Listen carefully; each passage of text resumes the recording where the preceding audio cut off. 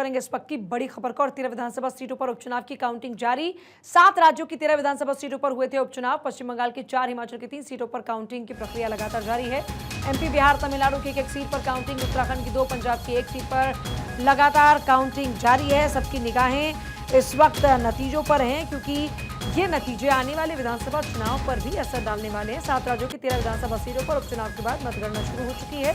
13 सीटों के परिणाम घोषित किए जाएंगे। इनमें बिहार की रुपौली विधानसभा सीट है, पश्चिम बंगाल की रायगंज है, रानाघाट है और रानाघाट दक्षिण और मानिकतला, तमिलनाडु की विक्रवांडी है, मध्य प्रदेश के अमरवाड़ा है, उत्तराखंड की बद्रीनाथ है और मैंगलोर और पंजाब की जालंधर सीट शामिल है। इसके अलावा हिमाचल प्रदेश की तेहरा, हमीरपुर, नालागढ़ सीट पर उपचुनाव कराए गए थे।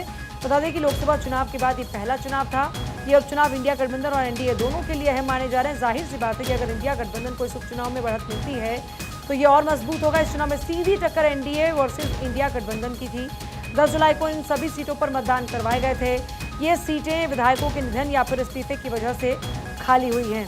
तो देखिए, पंजाब के जालंधर पश्चिम से आम आदमी पार्टी के टिकट से चुनाव जीतने वाले शीतल अंगुरल मार्च 2024 लोकसभा से पहले भाजपा में वर्ष 2022 विधानसभा चुनाव में भाजपा के टिकट से लड़े मोहिंदर पाल भगत इस बार आपके टिकट से उपचुनाव में उतरे हैं। कांग्रेस से सुरेंद्र कौर को मैदान में उतारा है।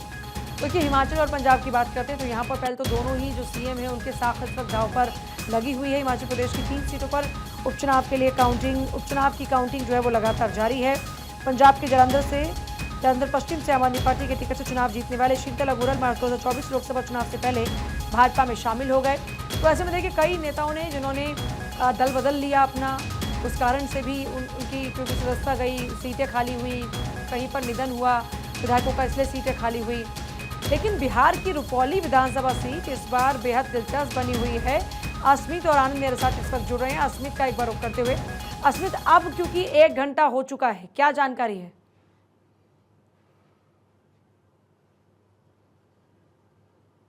नहीं, बिल्कुल देखिए, ईवीएम जो है वो उसकी काउंटिंग अब हो रही है। बैलेट पेपर की काउंटिंग समाप्त हो गई है और अभी ईवीएम खुला है और ईवीएम की गिनती अब शुरू हो रही है। बीमा भारती, शंकर सिंह और कलाधार मंडल, ये तीनों के बीच ही मुकाबला हो रहा है। अभी शुरुआती रुझान में बीमा भारती जो है वो आगे चलती दिख रही हैं रुपौली से, और वहां पर उपचुनाव हुए थे और इस समय देखिए, क्योंकि 3 ऐसे उम्मीदवार हैं जो वहां पे जिनके बीच में ये कड़ा टक्कर हो रहा है, और क्योंकि बीमा भारती वहां पे आरजेडी से कैंडिडेट हैं और वहां से हमेशा जीतती रही हैं। उनके पति अवधेश मंडल जो हैं उनकी वहां पे पकड़ मानी जाती है और यही कारण है कि अवधेश मंडल बीमा भारती के लिए हमेशा चुनाव प्रचार करते रहे हैं। लेकिन इस बार उनके खिलाफ वारंट जारी है तो वो कहीं ना कहीं चुनाव प्रचार नहीं कर रहे थे। ये थोड़ा सा एक फैक्टर वहां पे था। और दूसरी तरफ अभी जो शुरुआती रुझान आ रहे हैं उसमें बीमा भारती कुछ वोटों से आगे चल रही है। एग्जैक्ट वोट्स पता नहीं चला है अभी, लेकिन ये जरूर जानकारी मिल रही है कि वो अभी आगे चल रहे हैं कलाधार मंडल और शंकर सिंह से।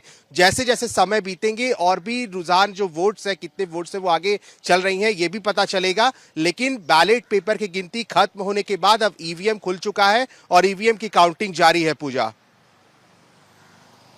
करते हैं तो इतनी बम्पर वोटिंग, उपचुनाव में भी लोगों ने इतना बढ़ चढ़कर भाग लिया, ये क्या इशारा है?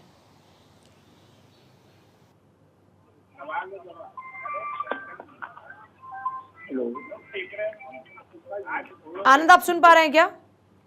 हाँ, आवाज आ रही है आपकी। मैं अभी मतगणना स्थल पर मौजूद हूँ और यहाँ पर पहले राउंड के रुझान लगभग आ चुके हैं। 2000 मतों से भाजपा के कमलेश शाह आगे चल रहे हैं, जो कि जिनके इस्तीफे देने के कारण यह उपचुनाव हुआ था, वह दोबारा से इस बार भी आगे चल रहे हैं। जनता ने उन पर विश्वास जताया है, ऐसा अभी पहले राउंड में समझ आ रहा है। चलिए सीधे जीवन कुमार का रुख करते हैं। हमीरपुर से इस वक्त हमारे साथ में है जीवन कुमार। हमीरपुर में क्या स्थिति है, किसका पलड़ा भारी है?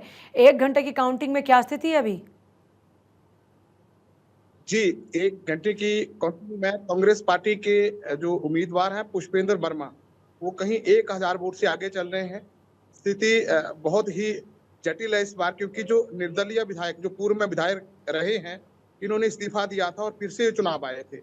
तो स्थिति ये बन पाई है कि अभी जो अजीत शर्मा भारतीय जनता पार्टी के, वो कहीं ना कहीं 1000 वोट से पीछे चल रहे हैं जी, पहले घंटे की जो काउंटिंग हुई है। जी नहीं, हिमाचल पर निगाह इसलिए भी बहुत ज़्यादा है क्योंकि जिस तरीके से क्रॉस वोटिंग के बाद में नेताओं का बागी होना, फिर पार्टी को छोड़कर बीजेपी में शामिल होना, फिर यह उपचुनाव होना, बहुत कुछ निर्णायक है। उस लिहाज से अगर देखा जाए तो क्या स्थिति इस वक्त है?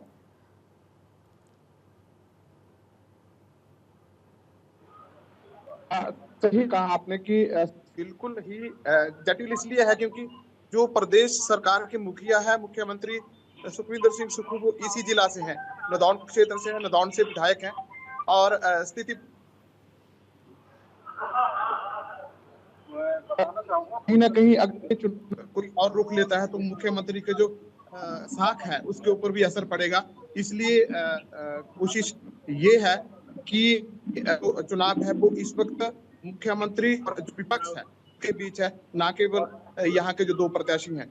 ये साख की लड़ाई है हमीरपुर से इस बार, ये देखा जा रहा है जी इस चुनाव में। जी, जाहिर तौर पर साख की लड़ाई है, और साख की लड़ाई इसलिए भी क्योंकि देखिए अगर आप हिमाचल की बात करते हैं, खासतौर पर आप पंजाब की बात करते हैं, तो हिमाचल में एक तरफ सीएम सुक्खू की खुद की पत्नी चुनावी मैदान में है, तो ऐसे में वहां पर भी साख इस वक्त दांव पर लगी है। पंजाब की बात करते हैं, वहां पर भी पंजाब के मुख्यमंत्री के कंधों पर बड़ी जिम्मेदारी है ये उपचुनाव के नतीजे, लेकिन निर्णायक भूमिका निभाने वाले हैं। अस्मित, यही वजह है कि सबसे ज्यादा निगाह इस रुपौली सीट पर भी बनी हुई है कि आखिर होगा क्या, इंडिया ब्लॉक कितना मजबूत है। दूसरा ये कि लालू यादव या तेजस्वी ने आखिर प्रचार से दूरी क्यों बनाई, या जो ताकत झोंकनी चाहिए थी वो क्यों नजर नहीं आई।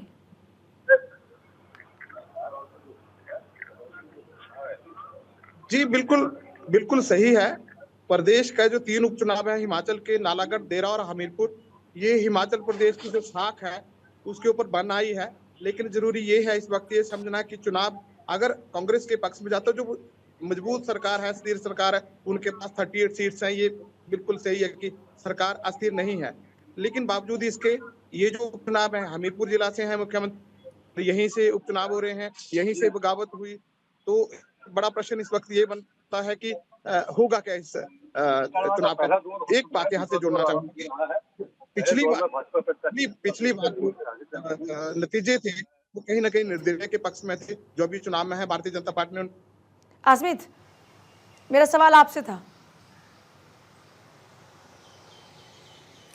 नहीं, बिल्कुल मैं वही कह रहा था पूजा कि देखिए लालू यादव हमेशा लोकसभा चुनाव के समय अपने क्षेत्र जा रहे थे, वहां अपने प्रत्याशियों के लिए वोट मांग रहे थे। इस बार उपचुनाव में वो देखने को नहीं मिला। तेजस्वी यादव भले ही एक बार गए थे वहां पे बीमा भारती के लिए, उन्होंने चुनाव प्रचार किया था, वोट मांगा था, लेकिन इस बार जो चुनाव प्रचार का जो देखने को मिला वो बहुत ज्यादा नहीं रहा। और क्योंकि पप्पू यादव को भी इंडिया अलायंस की तरफ से ये कहा गया था कि आप बीमा भारती के लिए वहां पे चुनाव प्रचार करें, उनके लिए वोट मांगे, लेकिन पप्पू यादव भी ग्राउंड पर जाकर के बीमा भारती के उन्होंने कभी नहीं कहा कि आप बीमा भारती को वोट करें या फिर इंडिया अलायंस के प्रत्याशी के लिए वोट मांगे। तो चुनाव प्रचार को लेकर के अगर किसी पार्टी में दिखा सबसे ज्यादा तो वो नीतीश कुमार की पार्टी जनता दल यूनाइटेड था, क्योंकि नीतीश कुमार खुद गए थे वहां पे रुपौली, उन्होंने कलाधार मंडल के बारे में बातचीत की थी, वहां पे मन से लोगों को बताया था उनके बारे में, बीमा भारती के बारे में उन्होंने बताया था कैसे वो पार्टी छोड़ी, फिर उन्होंने कैसे अलग आरजेडी से टिकट मिला, तो ये तमाम बातें उन्होंने की थी। बहुत ज्यादा नहीं कह सकती आपकी चुनाव प्रचार हुआ था, लालू यादव भी नहीं गए थे।